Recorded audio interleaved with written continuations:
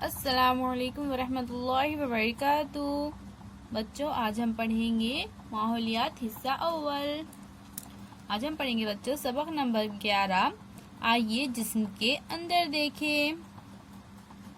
تو یہاں پر ہمیں ایک سوال پوچھا گیا ہے بچوں، سانس لینے پر سینہ کیوں پھولتا ہے؟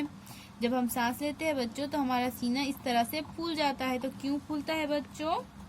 کیونکہ ناک کے ذریعے اندر لی ہوئی ہوا سینے میں جا کر جمع ہوتی ہے، اس لیے سانس لینے پر ہمارا سینہ جو ہے وہ اس طرح سے پھول جاتا ہے۔ اندرونی اعضاء، ہمیں مختلف کام کرنے ہوتے ہیں، انہیں کرنے کے لیے ہم جسم کے مقررہ حصوں کا استعمال کرتے ہیں۔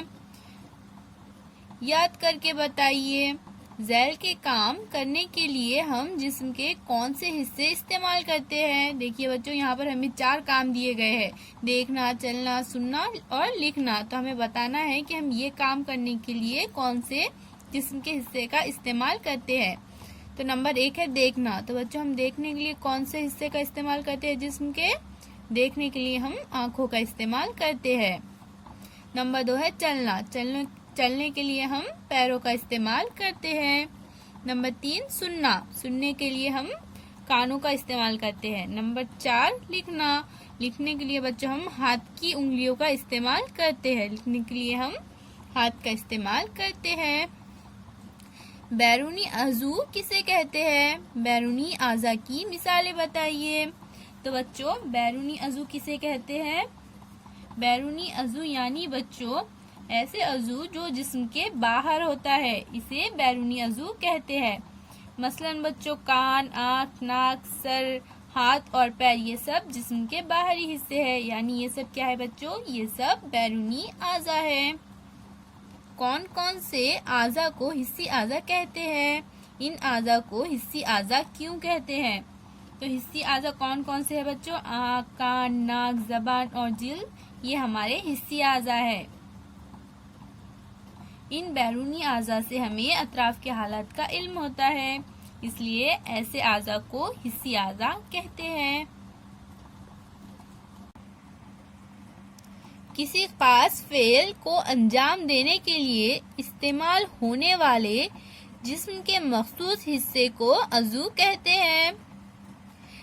چلنے کے لیے ہم پیروں کا استعمال کرتے ہیں، یعنی پیر ہمارے چلنے کے اعضاء ہیں۔ سننے کے لیے کان کا استعمال کرتے ہیں، یعنی کان سننے کے اعضاء ہیں۔ پیروں کا استعمال ہم چلنے کے لیے کرتے ہیں اور کان کا استعمال ہم سننے کے لیے کرتے ہیں۔ جو اعضاء جسم کے باہر ہوتے ہیں انہیں بیرونی اعضاء کہتے ہیں۔ کان، ناک، ہاتھ، پیر جسم کے باہری حصے میں ہیں، اس لیے یہ بیرونی اعضاء ہیں۔ آنکھ، کان، پیر اور ہاتھ کی کیا ہے بچوں؟ یہ جسم کے باہری حصے میں ہوتے ہیں، اس لیے یہ جو ہے بیرونی اعضاء کہلاتے ہیں۔ جن بیرونی اعضاء سے ہمیں اطراف کے حالات کا علم ہوتا ہے، ایسے اعضاء کو حسی اعضاء کہتے ہیں۔ آنکھ، کان، ناک، زبان اور جلد ہمارے حسی اعضاء ہیں۔ اندرونی اعضاء، جسم کے اندر پائے جانے والے اعضاء، یہ اعضاء باہر سے نظر نہیں آتے۔ تو اندرونی اعضاء کسے کہتے ہیں بچوں؟ ایسے اعضاء جو جسم کے اندر ہوتے ہیں، جو ہمیں باہر نظر نہیں آتے، انہیں اندرونی اعضاء کہتے ہیں۔ جسم کے ان گنت افعال جسم کے اندر بھی جاری رہتے ہیں۔ خون کی نالیوں کا جال تمام جسم میں پھیلا ہوا ہے، اس میں سے خون مسلسل دورہ کرتا رہتا ہے۔